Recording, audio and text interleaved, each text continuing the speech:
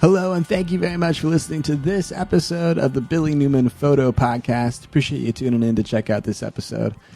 I'm recording down by a wetland area at the Wildlife Refuge south of town, listening to some of the geese flying in. I think they're already wintering out here, so I see a bunch of white geese out here and then some Canadian geese coming in. You can probably hear them. Maybe they'll get noise gated out, but it's kind of cool being out here this time of year again and seeing some of the birds coming into winter over here. It's kind of fun. I like seeing them come back. In the summertime, they're gone, so it's pretty emptied out, pretty dried out really through a good part of that time of the year. I think even by now, this time in November, there'll probably be some elk that are part of the elk herd that comes out here. I think already coming back in to start wintering down in this area. So it's kind of cool seeing them move around and pop up into their different locations and stuff. And cool kind of seeing the rhythms of the year sort of carry on too. I like that part. I was out pretty recently. I was up in the Mount Hood area. I was doing an overnight camping trip up there, which is pretty cool. Enjoyed myself going out over there. Let's see, what did I do? So I went up to Portland and then cut over, I think over to Mount Hood first, to the Hood River area, and then cut north from Hood River, and then went up into the Mount Hood National Forest from that location, which was pretty cool. And I was thinking that the Highway 26 from like Estacada and Sandy was still, well, it was said it was open, but I said that I would expect delays during that time. I think still because they were trying to process some of the damage that occurred from the wildfires that happened up there along the Clackamas River, I believe. So I still haven't actually seen any of the fire damage from those wildfires that happened in those multiple spots across Oregon. I still haven't driven up those highway sections there to see the type of fire damage that had happened. I've really actually been trying to avoid those on the trips that I cut over to Eastern Oregon or cut south. Or southeast from here, but yeah, so I've kind of stayed away from them, even though they are really quite close to this area. Like down in the Eugene area, or out past Springfield in Lane County, or out in Marion County in Salem, or further up in Clackamas County where the Highway 26 was. But I went out to Hood River, and then I cut north from there, and then tried to take a bunch of photos. It's cool that valley up there. I think it's the Odell Valley. It's really nice. A lot of what is it, fruit? I think it's fruit orchards up there. A lot of apple trees in that region. A few other kind of products grown up there, but beautiful spot, beautiful view of Mount Hood up there. Really great for photography. And then it's nice too. That Mount Hood highway kind of does a cool wraparound along the mountain. It's probably one of the nicest kind of scenic roads that you get around one of the Cascade Mountains in Oregon here. I think like Mount Jefferson, you get a lot of wilderness area around it. Mount Hood has that also, a lot of national forest, a lot of wilderness area, but there's still like some structured roads that kind of take you near and by it. And you don't really get that kind of access when you go down to the Three Sisters. You got the Three Sisters wilderness area that takes up a bunch of that kind of impassable terrain that goes across the wide section of the Cascades there as you go over into the Bend area from the coast. But it's interesting over there. Yeah, big sections where you just really can't take a whole highway all the way around the mountain there. So it's cool going up to Mount Hood, getting pretty close to it, and then having all of these national forest roads that give you road access to get a lot closer up to the mountain, and then up to different campsites and different creeks. And you have a bunch of different access up there. And it's cool late in the year like this. It's really not as popular as it would be in the springtime or the summertime, as Portland recreation enthusiasts are hip and active to get out to that section of Mount Hood. And it's not really in that deeper winter section yet where people are trying to get out to the snow parks. So as it was for me, I got to go up in the mountains. I got to drive around for a while. Got to explore some little mountain roads that would kind of cut up and meander off into some different spots, or follow a creek for a while. That was really fun. And it was nice. Yeah, really just going around, camping around, trying to take some pictures, trying to find some viewpoints of Mount Hood as you kind of circle around the east side of it and kind of catch these different angles of it through the day. And it's cool this time of year with this sort of rolling, active clouds that you get sort of high up into the sky. You get a lot of different textures and a lot of different dynamics that sort of map along with the mountain as you're trying to make something visual in the photographs. But that was cool. I liked getting out, doing some hikes, doing some traveling around that area. I thought that was pretty cool to kind of check out that Mount Hood area and get some outdoors time in. That was kind of cool this fall. Nice weather up there too. Didn't really get very harsh and still pretty easy to get around up there. And then a nice 40-minute drive. You're back in Hood River. There's some pubs. There's some cool coffee shops, cool cafes and stuff. Now during the lockdown part, it'll be a little bit more difficult. Most of my experience so far has really all been kind of a takeout or, for pickup style of interaction with a lot of places anyway, coffee shops, cafes and stuff. It's a little trickier when you're on the road.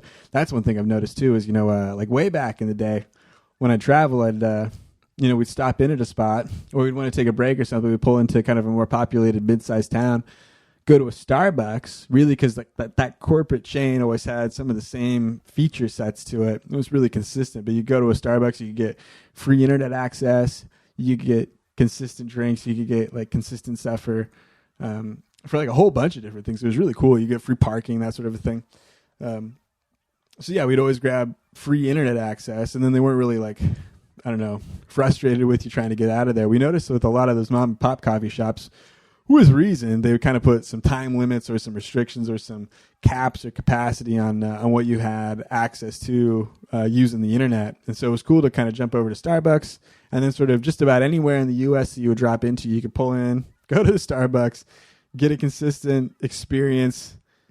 Just for what it is, it was nice. I kind of prefer other things for coffee as it is, but it wasn't really so much for coffee. It was about trying to find like pretty much like a work spot or an office where I could go in and then I could upload all of the photos that I had on my camera card to my laptop while I ran it on power. And then I had internet access. So if I wanted to send any emails out or if I had to upload any photos or any videos, I could do that from that location, and then it wouldn't really cost me anything, or it wouldn't really be like a bunch of trouble. And I was doing this back in like 2011, 12 when there was internet access around through the phone, but it wasn't really as ubiquitous as it is now to sort of simply send out a bunch of video when you were deep out in the woods like I was. So I remember like setting up in a coffee shop and trying to render frames, Stupid. Won't do that again.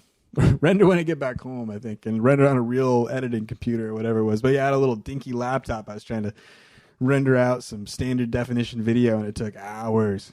What a waste. Should be out in the woods and stuff while I'm out on a camping trip, but trying to be a photographer, so kind of the old days of doing it, but that's the old days. Easily sending things up while I sip on a coffee in a shop. The old dark days of doing it.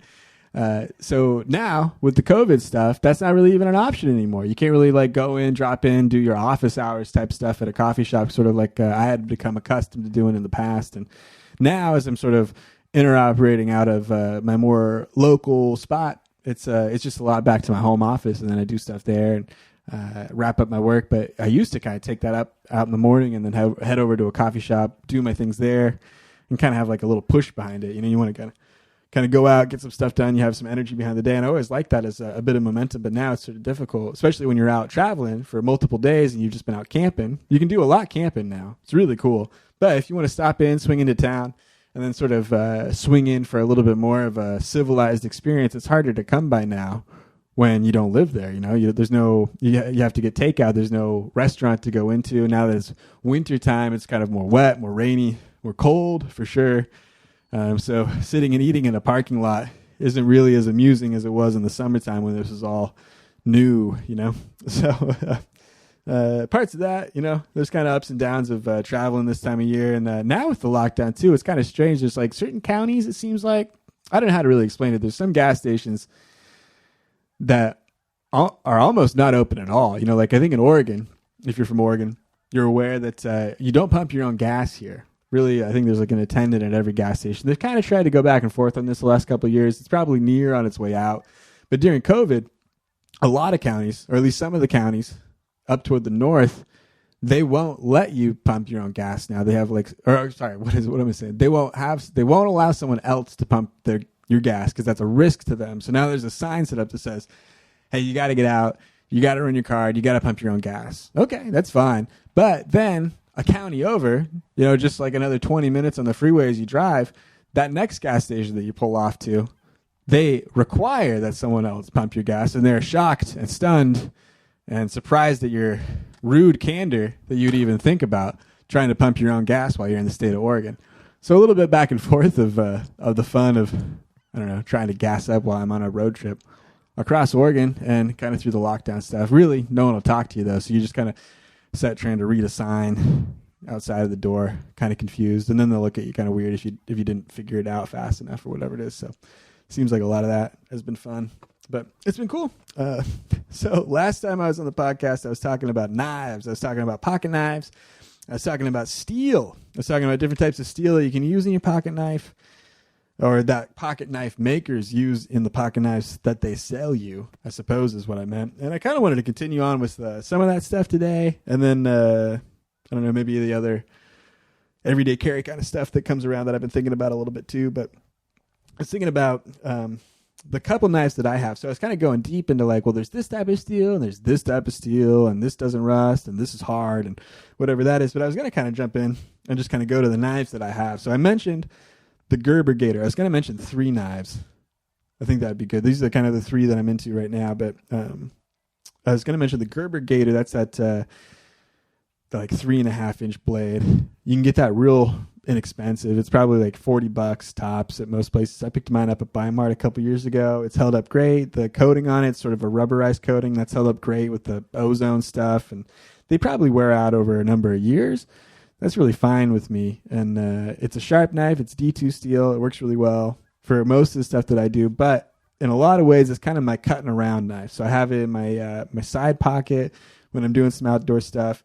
I can kind of carve on a tree. I can chop on some stuff. I can put put an X in a tree when I'm marking my campsite or something like that. It's fun. I can kind of chop up a whatever if I need to. I can open a box. I can do all those kind of things. And I feel pretty good about its length and its use and its durability in the outdoors. So that one I kind of carry on me when I'm doing a little bit more outdoorsy stuff. I'm actually kind of going out for a bit, but that's sort of the in the pocket knife. And really when it extends, it's about 8 inches and it's got like a pretty solid bit of grip to it. So it really feels like there's something in your hand and it really feels like there's a big thing in your pocket too. So that's kind of why I only carry it around when I'm actually kind of stepping out into doing some real camping stuff. But the thing that I have with me every day now is this little, like 2.5-inch or 2.25-inch Spyderco knife. I really like this one. There's some smaller ones. There's some bigger ones. They're all kind of like a basic design. They've got sort of a broad shaped blade. This one's kind of that, it's not a Scandi blade. I think it's a flat grind. And then Spyderco is sort of known for these big finger hole, or like on the blade there's like this big circular hole that you kind of put your thumb into and use that to kind of whip out the blade as you're unfolding. And this has got that locking back design. So does that Gerber Gator too. I like that locking back folding design. And then in addition to that, I've got a really inexpensive full tang knife that I use for some of that batoning kind of whacking around stuff, and that I keep over in an ammo can that I have in my truck here. When I'm out camping and stuff, then maybe I'll throw that onto a backpack clip on the side so that I have it there. But that's like a full tang. I think it's a 4-inch blade with about a 4-inch handle, 4-inch usable handle. It's probably a little more than that, but so it ends up being about 9 inches or so, and it's kind of based off the SA5P knife, I think is what it would be. You can look that one up. Cool knives. I really like those. That's actually one I want to get in the future. This is sort of like a Chinese knockoff version of that. So I'll kind of break out the prices in a little bit. But yeah, if you look up those knives, they're like the Rat 3. I think it's kind of pretty similar in style to that. But this one's made by Sima. Sima is a Chinese company. I don't know if they even really exist as anything more than that, but I found them online. I found them on Amazon. They have a few different cheap knife options. As it's printed on the blade, they use a higher end steel, at least in comparison at its price point. So I think this blade that I have is a 7CR blade, which is okay. But it was like $20 for this full tang knife, and that's really a lot with a micarta handle and a sheath, like a Kydex sheath. So it's a great knife to kind of keep in the side over here. I've been using it like when I was saying I go out on those chanterelle picking days. I have like I have a camera bag on my side. I've emptied the camera out of it, and then I've got just like a little shopping bag, like a little plastic sack in there. And then as I'm walking around in the forest and stuff, I got that full-tang knife. I'll pop that out. As I find a chanterelle, I'll cut the base of it and then throw it in my bag, pop the knife back in, and then kind of carry on. So I've been using it for like a lot of like kind of basic harvesting stuff like that. This just kind of been easy side access and stuff for me while I've been kind of hunting around doing some foraging stuff. But really a lot of the time it stays in the car. And it works really well. And for that kind of a knife, and kind of for as often as I've been using it for some stuff, it's sort of like a cool camp knife to kind of like whittle on stuff, kind of like dig in, whittle on stuff, whack on stuff. That's sort of the bushcrafting knife. Like last time I was talking about bushcrafting, like batoning through a 1-inch or a 2-inch stick or something like that. Trying to make what is it? Like a tent or a tarp hanger, like an A-frame for a tarp, or a frame for like boiling water, or I don't know, getting stuff ready for your fire or whatever it is. And mostly I just kind of use it to like whack up smaller kindling sticks for firewood, or feather sticks. Feather sticks are cool. I don't really think that this bushcrafting knife has really been sharp enough for it. I kind of like the Spyderco knife a little bit more for some of the smaller feathering stuff. But when you really have like a sharp blade, it makes it so much easier. Sharpening something I want to get into too, but for these feather sticks, it's cool. You get like a piece of kindling, right? Like just kind of a long, like foot-long piece of dry wood that's sort of 1 inch or 1/2 inch thick around, maybe a little thicker than that. And then what you do is it takes a lot of skill to kind of get used to, but you do this kind of long and thin carve, like if you were like grating, if you're going to like grate just like a little fillet off of that 1-inch round stick, and then you got all the way down to the end of the stick, like the last like inch or centimeter, and then you pulled up on your cut and then left that little last bit there. And what you get, if you get it thin enough, is that wood will kind of naturally curl up like a little piece of ribbon or something, but it'll kind of curl up, and it's going to be this dry, thin wisp of wood that's sort of curled up at the end of your branch there, and then it holds there. And then you repeat that, cut another nice thin little paper thin carve of wood off, down to the bottom, down to the last centimeter, leave it there, and then you sort of work your way around the whole stick there, and then you kind of work around again, a layer up. And as you do that, if you put enough time into it, and it really does take a good bit of processing, but if you do that, you can make, out in the woods, you can make these feather sticks, which are kind of cool. A lot of the time, you have the tools on you to build a fire or to build a heat source without going into this much labor to try and produce some sort of tool to facilitate this for you. But it is cool to know about if you're working in some conditions that are a little bit more difficult to get a fire going. But you get these feather sticks set up. You probably have to get a handful of them. And then once you get your kindling set up, you can lay that. You can get your kindling, you can get just your starter going. If you're able to like use like one of those fire rods, those ferro rods, you're able to strike that with your knife, throw the sparks down onto whatever you have as your fire starter. If you can get that to kindle up into a flame, then you put these feather sticks right over it. And then you're able to, because you've kind of cut those fillets down into it, the air is able to get in between the cuts of the wood that are so thin there. And as it's dry wood, it'll catch fire quickly, the sap in the wood will burn, and then it'll really take off almost like it's a piece of paper, but it has that sustaining quality of being a real piece of wood. So you get a flame and you get some embers to start burning off of it. And that's a good way to get a flame to build up quickly. Then you're able to also have the kind of thicker pieces of wood attached to it there. So you're able to get kind of the stronger build of the kindling a little earlier on. It's kind of a cool way to do it, but I think really in a lot of ways, man, it's a lot of preparatory work to get those pieces ready if you're trying to build a fire in sort of a mobile situation. If you're kind of setting up a base camp or setting up some sort of location where you're going to be, and that's where your stuff is, and for whatever reason you didn't bring any technical gear with you, that might be something that you run into to try and do. Or if you're trying to set up a fire in conditions that are wet or like a little bit damp, or in some way, more challenging to get a fire going. I think these are kind of good ways to do that if you're stuck. But really, the trick is to not get stuck. And I think like that's kind of the big thing of a lot of the wilderness stuff that I've learned is that there's sort of, there's a couple channels of it. There's a whole bunch of stuff that you'd kind of think to worry about. Like I need to start a fire, and then there's sort of a whole complicated series of things you can do to naturally start a fire if you want to go down that route. Good skills to have, good things to learn about. Then there's also sort of another route where you know about the modern world, you know about some of the tools you can get a hold of, and you can kind of cut down the time and the weight and the expense, or the expense on yourself that it takes, the resources that you have to give up to get a fire going, to get a thing going when you're out in the woods. And if you're kind of traveling light and trying to travel fast and not really staying in the same locations a lot, it's almost a greater expense of your energy and time to try and build a camp with wood and a knife every time you get somewhere than it is to just have a couple pieces that you can bring in and then utilize quickly, and then in a clean way you can kind of pull out. You don't really risk injury or risk any loss of time, and you get kind of a lot of the benefit out of it. One, I guess, or kind of particularly dropping into that would be like a jet boil, or specifically for fire starting stuff. I guess we're kind of staying there. Jet boil is sort of one of the fancier ends of that.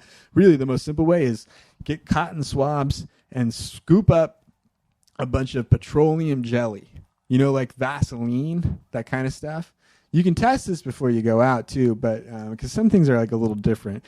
But the petroleum jelly, I think, is supposed to light up pretty well. So if you have a cotton ball and a little petroleum jelly, one, it's a cosmetic, so you can use that as like a lip balm if you go out, which is something that I've been wrecked with before when I go out into kind of quickly changing drier or higher elevation or colder climates than what my skin and pores were kind of used to before. Man, I get burns and stuff in the cold. It's weird how that can be. Or chaps, you know, like chapped lips, split lips, that sort of stuff.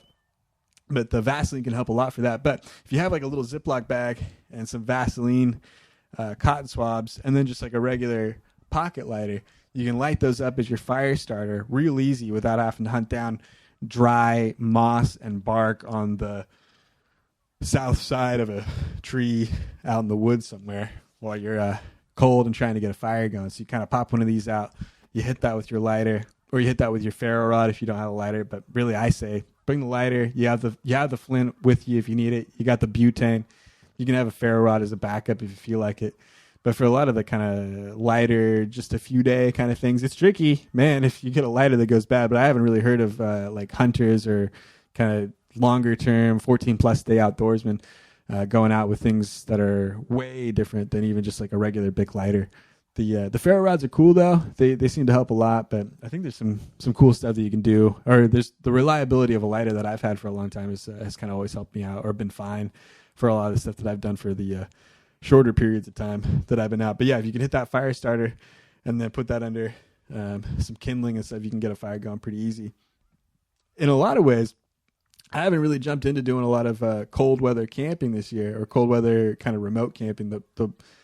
Man, having a fire is great, but also sometimes not having a fire is sort of the way to go too. Like I've been talking about, I've been using this portable propane heater with me a lot of the time, and that's a lot lighter and a lot cleaner for some of the more simple stuff that you want, like a little fire or a little heat source from. Like if I'm going fishing down at the bank of a lake. This has kind of come up just like a week or so ago when I went out to a spot. But yeah, you're fishing down on the side of a lake. You want some heat there or something. And it's kind of nice, like if you want to catch a fish, throw a cast iron skillet down and make it up there on the side of the bank. But if you're out and yeah, just kind of carrying that real light kind of 2 pound or 3 or 4 pound little box down with you, hooking the propane up to it, and then yeah, boom. You got heater right there. You're throwing your cast, and you can kind of manage temperatures that go down a lot more. So it makes just kind of those simple things a lot more comfortable. That's sort of for the car camping based stuff. I wouldn't really ever pack that out with me. But even for when I'm packing out, I sort of noticed that if I go with a lighter bit of stuff, it really ends up being okay a lot of the time. So sometimes it's cool, especially at night, to have the big fire and stuff. But even for like a lot of the cooking stuff that I do, or a lot of the midday stuff that I do if I'm taking a break, I really want to just pull out the jet boil from my backpack, throw the fuel canister on it, fill that can up with water, make a tea or make a coffee or something like that, or make a soup, or whatever kind of backpacking meal might be in there. That kind of a thing is like, and even just like as the jet boil is like a source of heat is pretty cool. And then if you have the dry wood and kindling sources around you can use that as a fire starter tool too, but which I've had a couple times. That's kind of an off-label use that I don't really recommend and stuff. But even just having a quick little jet boil punch that on, get some water hot, heat up your hands and stuff, and then kind of rely on your jackets and your waterproof gear to keep you warm through at least most of the daylight hours and stuff. But that's kind of how I've tried to avoid some of that stuff. But yeah, the knife stuff has been pretty cool. I like working with that Gator. The Spyderco Dragonfly is kind of a smaller pocket knife every day, and then that bigger SEMA knife has been pretty cool. Been digging that for some of the bigger kind of bushcrafting stuff that I got to do. Sharpeners are pretty important. I dig sharpening. I also don't sharpen very much, and so that's kind of one of the things. Is I'm sort of probably most notably an irresponsible knife owner, at least in the sense of trying to keep them sharp. So I'm normally more likely to just buy a new $15 knife, go from one knife to the next knife to the next knife to the next knife, as I notice that the blade on it goes dull. That's how it was for the longest time, especially kind of early on. Is I kind of afford a cheaper knife that was cool. I thought at the time I didn't really know much about it, but hey, this is great. It's a step up from my Victorinox that I used to carry around. So this is cool. Easy folding blade knife or whatever it is. I'll use this, and then by the time it gets dull or it gets kind of shaky in the handle or whatever it is, I end up just kind of tossing the knife, and I don't even really ever worry about tooling the knife or sharpening the blade in the knife. And really, a lot of the time, it's not been a quality enough blade to really bother to invest that much into. So in some parts, that's my fault from the very beginning. But the thing I'm trying to do now more responsibly is, even if it is like a less expensive knife, try and tool that knife to keep it in good shape, but also kind of select a knife that's going to be a fine knife for a longer period of time. I don't think they all have to be brilliant, state-of-the-art knives. There's like 30 or 40-year-old buck knives that are made out of 3/16 steel that people have had around as their hunting knives forever. So I think that's really cool. And that's sort of that thing I was talking about a bit last time on the podcast. I'll bring it up again this time too. A knife is really a cutting tool. It's supposed to be just like a sharp blade. And so it's cool to kind of use that as just that tool and kind of work that blade down to be a sharp piece for you when you're out in the woods and stuff. But for a lot of the time, if it's not like a specialized knife that I'm using for like something a little bit more specific that I'm trying to bring it in for, and it's just kind of my cutting around knife, it really ends up cutting on a lot of stuff, which could be sticks or wood, or it's just sort of like a tool knife that I use to, like cut fishing line or wrap up rope or get something ready on the truck or get something rigged up on my backpack or whatever it is, So it's kind of like a lot of occupancy, and that puts a lot of like wear and damage on the blade. And for as little as I'm saying I sharpen it, the blade is really often pretty dull. Like I don't know if it's really like prepped to just do an easy slice through of a lot of stuff, or really like take advantage of that cutting edge on it. So yeah, sharpening stuff is cool. There's a couple brands that do sharpenings out there. You can get them in a lot of places. I think the one that I see often is Smith's as a sharpener. They do a lot of kitchen stuff. They do a lot of pocket knife stuff. You can get them at Walmart. You can get them at Bimart, I'm pretty sure. The one I prefer, though, is the brand WorkSharp. WorkSharp you can find in a lot of places, too. They're available online also. And if you're an Oregonian, I think it's a company based out of Ashland, Oregon. Had no idea until I was looking at their pamphlet and trying to figure out which pieces I should get. But WorkSharp, they have a number of different sharpening tools. And I guess the reason I kind of elevate them above the Smith stuff, at least for some of the things that I'm kind of interested in, their tools are just like similarly priced, but like a little bit more robust on the WorkSharp side. So specifically is this electric belt sharpener that I'm looking at. That sharpener has way more flexibility, way more robustness, way higher horsepower, just kind of machining to it. The other Smith's kind of knockoff version of it is much more limited, much thinner component pieces, kind of plastic component pieces. Nowhere near the same kind of quality or longevity would be expected in that as like a tool. This other piece is sort of like, oh, that's like a power tool is sort of what you're looking at there. Also, in addition to that, the WorkSharp stuff has, I guess it's like a sharpening bench, you would call it. I think it's like a field sharpener. I'm actually pretty interested in this, but I think it's a field sharpening piece. It's sort of like a little flat piece that you bring with you in your backpack or in your truck when you're going out on a trip, and you'd have it in your camp or you'd have it with you, and to sharpen up a knife. And it really takes more time than I thought it did. You kind of look at a quick video or something, and you look at a guy kind of do 8 quick whacks on a sharpener, and then there you go. cutting the hair off my arm in no time. But really, for a lot of this stuff, after I've kind of beat on a knife for a bit, it takes like a half hour to kind of work the two sides of a knife on a whetstone and grind it down. With an electric sharpener, man, it's like, a pass, two passes or whatever it is. It kind of re-angles that grind immediately. But if you're just kind of rubbing that blade against the stone, it takes a long time to sort of work in the sharpness to it, and really level up that knife to a higher level. But yeah, this Work Sharp sharpening bench is pretty cool. It's kind of a little platform. It's got these angle guides on it, so you can put the knife on that angle and then cut across that flat surface, and then kind of put the right angle grind in on your cutting knife. Then on the side of it, I think it has like a ceramic alignment rod. You've probably seen those in your kitchen or something too. You run your kitchen knife, or you've seen a chef or something before they get going on a piece of meat or their vegetables or whatever. You see a little chef video, and they'll kind of run their chef knife across this sort of solid rod that they put down to the table, and shrink, and then they align the blade by kind of coming in on the right cut and then the left cut of the blade from the hilt. Is that by the top of your hand there when you grab it? But sort of from the hilt end to the point, and then you kind of, I guess it pushes the atoms, it pushes the blade, whatever little kind of microscopic warbles you'd have, those little meanders that you'd have, and what you'd want it to be a real straight, fine, aligned blade there. I guess those kind of quick slices on that piece of steel, they align that and then bring that into a sharper piece. There's also like a leather strop.